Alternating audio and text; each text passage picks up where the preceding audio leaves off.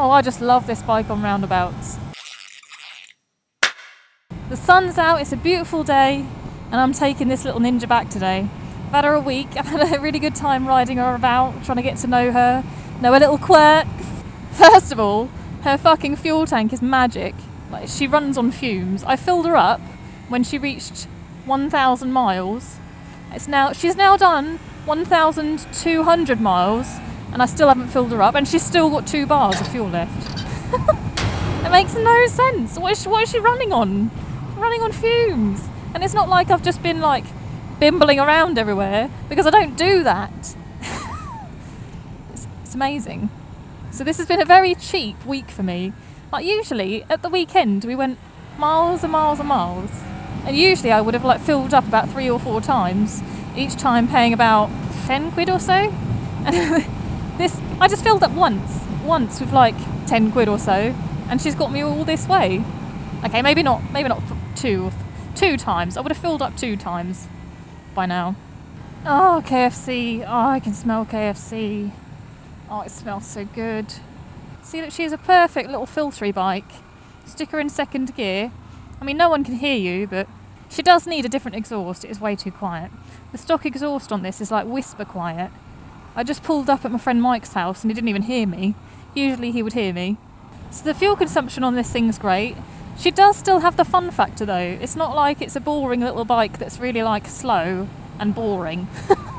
She does have a lot of fun factor. On the twisty corners, the feeling on this, but I love twisty corners, and she feels very good on the twisty corners. Very planted. You chuck her around and she'll take it in her stride, and there's no surprises. She gets around the corner, does exactly what you want her to do. And that's partly to do with how the throttle is really not twitchy on this one. Like, compared to the KTM, the throttle on this bike is not twitchy at all. But then again, there's not that much torque either, so it's a bit of a compromise there, I think. The suspension is nice and stiff and predictable. It's stiff, but it's not too stiff. It's comfortable, like you still know what the wheels are doing, how much grip you've got. Oh, she's so diddy and great for filtering. She's quite steady. Let's get through this. Oh, vans. See, she's fine. The riding position's quite comfy as well. The seat is a little bit hard, but I think that sort of helps with the knowing what the wheels are doing and thing. Like, my seat's quite hard as well on my bike. It is quite a sat upright position, and the seat is quite low. So people that have long legs and are quite tall might find it a bit of a tricky bike. The KTM's taller and more amenable to taller peoples, whereas this one's quite a shorty. It's a shorty bike, this one. And I think the shortness of it and the littleness of it does sort of help on the twisties as well. That's when you're lower to the ground, your centre of gravity is lower. I think that does inspire confidence on little twisty roads. Yeah, so she's quiet. It's not like she's silent, but she is quiet. My friend Little G, she has one of these, and she put a different exhaust on it, and it sounded amazing, but she said that it sort of took away some of the mid-range, and it just wasn't nice to ride anymore. So although she had the noise there, she just didn't have the go. If you take away any of the power on this bike, you're going to feel it, because it's a small cc bike and it makes quite a big difference. She does have the power there, but on an A300 you do have to look for it. She's got power higher up in the rev range. She's quite a revvy little bike, and you've really got to rev her to find that power. And that has its advantages and disadvantages. Like, for experienced riders that are used to having the power on tap, it can feel a little bit slow, obviously. Stepping down from a 600, obviously I found this a little bit slow, but it is a 300, it's not a 600. I think for the learners, this is going to be more than enough power. Like, I think it's actually a better learner bike than a 125, if I'm completely honest. 125's sometimes a little bit dangerous. Like, if you're in some sort of situation that you need to get out of it, and quickly, a 125 isn't going to get you out of it quickly. It's just going to sit there. So I really do like this bike, and I think if I'd had this bike as a first bike, I would have absolutely loved it. So this is proof, look, 1202, 2 bars left. I last filled up at 1,000 miles. So this bike isn't as torquey as the KTM, but it is still fun. It's still a fun bike, and it's still a great learner bike. Some of the other things that I really like about it is the mirrors. You see loads in the mirrors. Again, really good plus point for a learner bike. And the brakes are really good too. The front brake is more than adequate on this bike for sharp braking and quick braking. And it's got ABS. Bonus. It's taken me a little while to get used to the gearbox and the clutch because it's got a slipper clutch, and the gearbox needs a bit more of a kick than my Honda gearbox does. So for this one I really have to kick it down to go down gear, and I really have to kick it up to go up gear. So I don't think that it's the gear lever that's in the wrong place, because it's both, doing both I have to really kick it. It's not just one, it's both. I think the gear lever's in the right place. I think it just takes more of a kick than a Honda gearbox. The slipper clutch it makes it a bit vague. I'm sure that new riders won't even notice it. It's not something you'd notice unless I think you'd ridden lots of bikes for a while. But when you let the clutch out, it depends on what sort of revs you are, at how quickly the clutch engages. And I'm used to it just being manual and just engaging when I want it to engage, and not having this sort of fluffy area in between where it could engage or it could not engage. And I like getting my downshifts and upshifts really crisp and clean, and I found that difficult, and I've literally only just sort of mastered that. It's taken me a whole week of riding, lots of miles, to be able to do that. But I don't think that's something that new riders will even think about, because they won't have ridden other bikes before. And actually, it's a bit of a safety feature, because it means that if you do go down a lot of gears and you're in high revs, the back wheel isn't going to lock up on you. So bear that in mind if you're going to buy this. It's got a slipper clutch. And I think a lot of Kawasaki's do, actually. Oh, the handling is so sweet. That is the best thing about this bike, is the handling. Come on bike. I've ridden this bike in the dark, and the lights are more than adequate. That's fine. And you can see the indicators better in the dark as well. So the indicators are on the dash here. The glass that covers the indicator light is dark. Don't really get why they've put a dark piece of glass in front of the lights for the indicators. That doesn't make sense to my brain.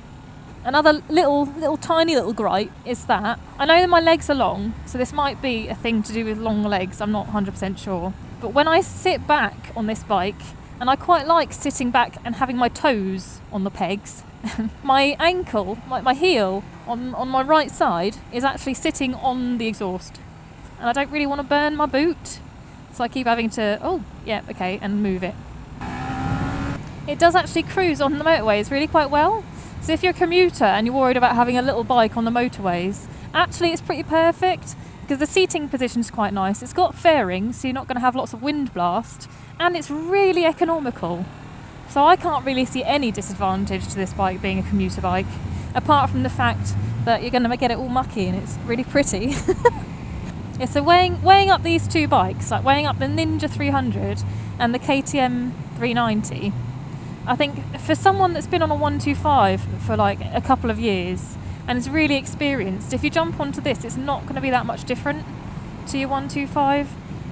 Whereas if you jumped on the KTM, you'd really feel the difference in torque. You'd really feel the difference in the speeds you can go, and it actually feels like a bigger bike than this one does, and it actually feels more of a sporty bike because you're more length forwards. Whereas if you've not ridden a bike before and you want a bike to learn on rather than a bike to jump up as a next step, I think this one is absolutely perfect. And it's also great for those that are a bit less confident or are a bit shorter and can't fit on bigger bikes without having them lowered and really fiddled with. Oh, and it has absolutely no problem doing 100. I guess if you have been on a 125 for a year and you are just looking for a little step up, then this would be good too. I'm not completely discounting it as a step up bike. I'm just saying it is an absolutely perfect learner bike. Okay, it's perfect. What is that? Oh my god, that is so cute. I've always wondered what it's like to drive a tractor. I do feel a lot calmer when I'm riding this as well. It's a lot more chilled out, this bike. Nina's more chilled out than Katie was. She's more chilled out than my bike as well. Katie and my bike are all about the, oh, go, go, go, go, go, go. And this one's more kick back, enjoy the scenery, let's have a nice little ride.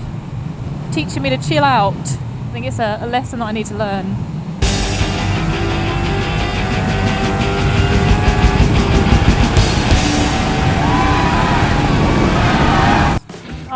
fucking kidding? Really?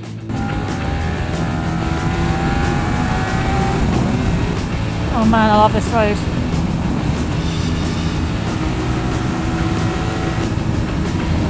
This is heaven.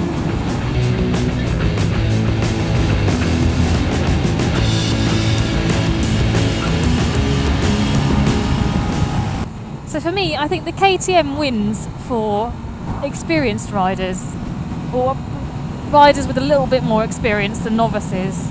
And this one wins for those that want to learn stuff on a bike, and like it's their first bike and they're just starting out. That's what it feels like to me. I love both bikes. I think what would be great is to like merge the two and make like a super small capacity bike. So I'd have like the KTM engine, the suspension off this, probably the KTM's frame because it's taller for me. Have like a little amalgamation. Would that work? Green and orange don't really go together though, do they? You could have like one side green and one side orange.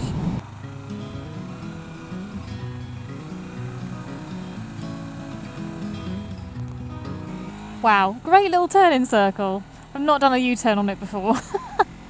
Oh, this is it, Nina. We have to part now.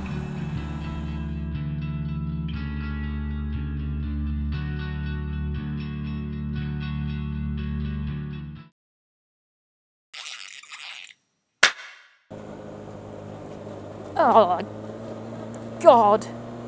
I'm ruined again. Christ, I got to get used to this again before Sunday's track day. Fucking hell. Ah!